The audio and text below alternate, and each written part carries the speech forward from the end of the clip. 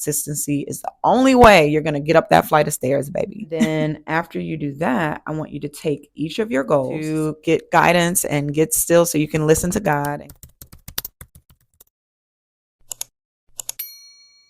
Hey, hippies and hustlers, I am back and I am so excited to be back. And I really did some soul searching and have decided to come back to my channel.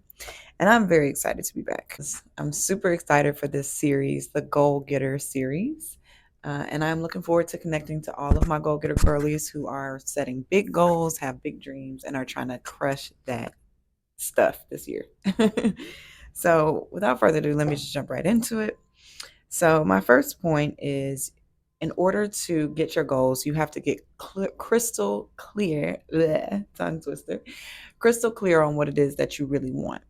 So people walk around all day, every day, reacting to life instead of creating the reality that they want to live in.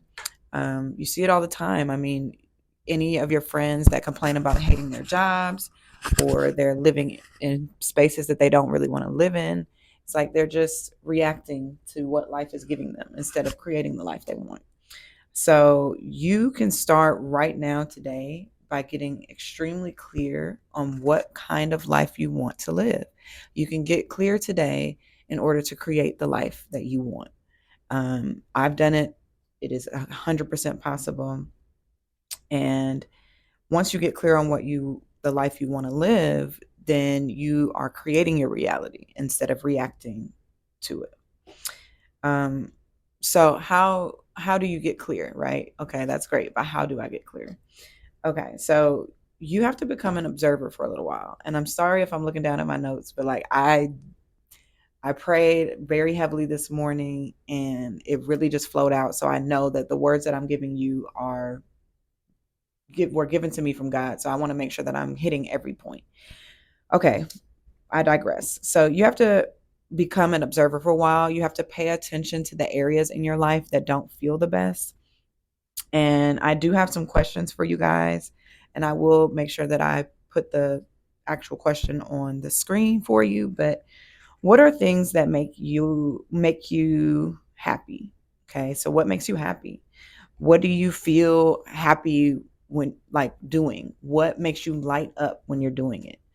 And then if money weren't an obstacle, what would your daily life look like? What time would you wake up? What places would you go to in the morning? What products would you be using? Like, what would your life look like if money wasn't a thing, basically? So Abraham Hicks is somebody that I studied for a very long time. I started studying her in college, listening to her videos and stuff. And she has a premise that's called sifting through the contrast. And basically what that means is like you are able to know what it is you want by knowing what you don't want, by knowing what you don't like. Okay. So take in a relationship, for example, like you were with a guy and he was always on his phone or he was like not attentive to you. So now you know when you get into another relationship, you want a guy that's going to be focused on you. You want a guy who's not all in his phone. So because you sifted through the contrast of having this guy, now you know what kind of guy you do want. Prime example, and one reason why I'm filming this from my office, in my old office, it literally felt like a prison cell. Like there were no windows. And if you know me, you know I need a window. Like I need light. I need natural light. I got to see outside. I cannot feel like I'm boxed in. And so I didn't complain though. When I would go into the office, I would sit there and I would just say, man, I would love to have windows in my office. I wish I had some windows in my office. Like that would be amazing. And I just every day would kind of visualize what it would be like to have windows. I thought, about how I would really want my office to look. I wanted natural light. I wanted windows more than anything. Okay, well, fast forward, as you can kind of see, I have a wall of windows. And so it's a small example, but it's just an example of when you get clear on what you want, it's like God wants to give it to you. God wants you to be happy. But if God doesn't know how you're going to be happy, you got to like have a clear vision of what you want your life to look like. Okay. So, scripting is the next part of this. So, once you've observed your life and sifted through the contrast, then it's time to get crystal clear with our ask to God. Okay. So, for the next 30 days, every morning, okay, I don't care if it's 10 seconds, I don't care if it's two sentences. Every morning, I want you to sit down and I want you to write out what your what you want your life to look like. And I've got a couple of things that to get you started. So you write down in the present tense. So today I am so thankful I was able to wake up at 8 a.m. I was able to go down to the local coffee shop, support local, the local coffee shop and get a drink of coffee. I was able to sit and journal and then go to work. Or however you want it to look, that's what I want you to do. Write it in the present tense. You could write what your day looks like. You could write what kind of office you're working out of, whether that's at home or in an office. What are you driving? What is your daily schedule? Really get into the details, okay? And get as detailed as possible about what you want your professional career goals to look like, and have fun with it. Like, this is you living in where you want to be. This is you getting into the energy of where you're going. So you should really have fun with it. If it doesn't feel fun, stop. But it should feel good, right? Really journaling out, living how you want your life to look. Okay. Point number two is to make a plan. So now that you're clear on what you want, you've sat down, you've scripted it out, it's time to make a plan. But before you start planning, you need to spend some time in silence. You need to spend some time opening yourself up to the guidance from God. So, meditation is a great way to do this. Just being still sometimes and just tuning out the noise of the world is a good way to do this. But just make time and space for divine guidance. Okay. And then after you do that, I want you to take each of your goals. So in the scripting stage, in the getting clear stage, you should have listed out your goals. One, two, three, 1, 2, 3, 4. I wouldn't go past 5 just to like stay focused, but take each of those goals and you're going to break each goal into steps. And I sometimes physically make out steps just to get that visual. Sorry, let me check the time because I have a 12 o'clock meeting. Hold on. I cannot see from over here. So I have in the past physically made like stairs, like steps, just so I could see it. I'm a very visual person. Um, but yeah, you want to make break each goal down into actionable steps, right? So it's something that took me way too long to understand. Like I used to just want to start on step 10 or like I'm a very big vision person, so I would want to like just be at the big vision already. Like I just want to be there. And so by trying to skip those 10 steps, I would mess myself up and have to start over each time. So it's like instead of what, just start at the bottom stair so you can go to the 10th one. Okay. A perfect example of this, like I recently got back into teaching Zumba classes. And so I'm very much a vision board person. I have like 5 active vision boards right now. But on all of my vision boards, I have like a girl standing in front of hundreds of people, or I've got these full classes, right? And so a couple of weeks ago, I had a class and there was 4 people there.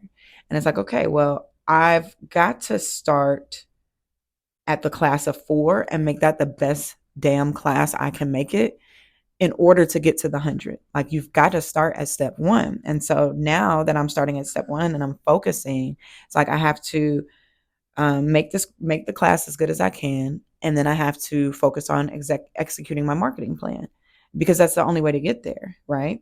So no matter how grandiose your ideal life is, or no matter how big your goals are, you've got to start where you are and take each step until you get to the goal. So that is a big thing that I had to learn, and I learned it late.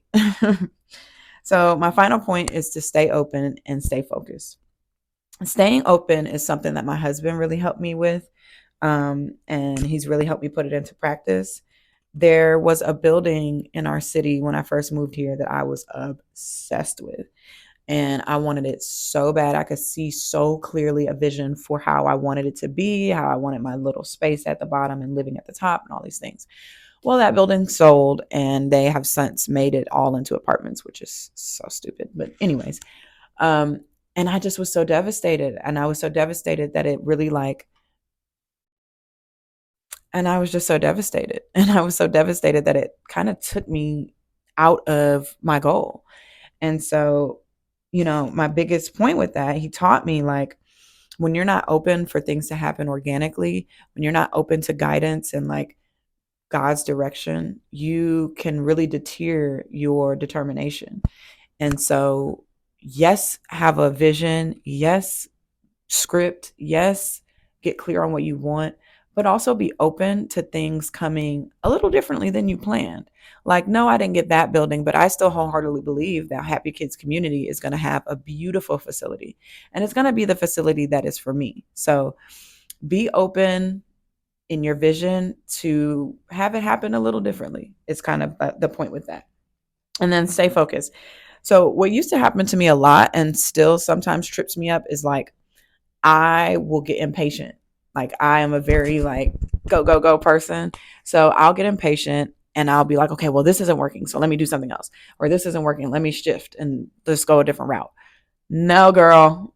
You've got to give it time. Like, and every time that I've done that, I've pushed myself back to that damn first step. Like I'll build this momentum and because it's not happening as fast as I want, I knock myself back to square one.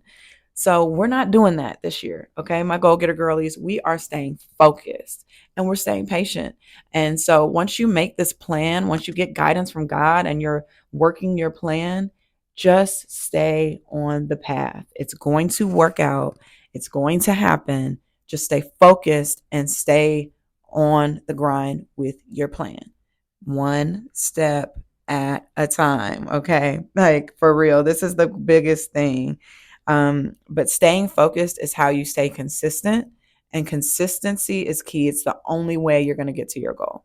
So that is all I have for you today, my goal getting girlies. You've got to get clear on what you want. You've got to get guidance and get still so you can listen to God and make a plan with God's guidance.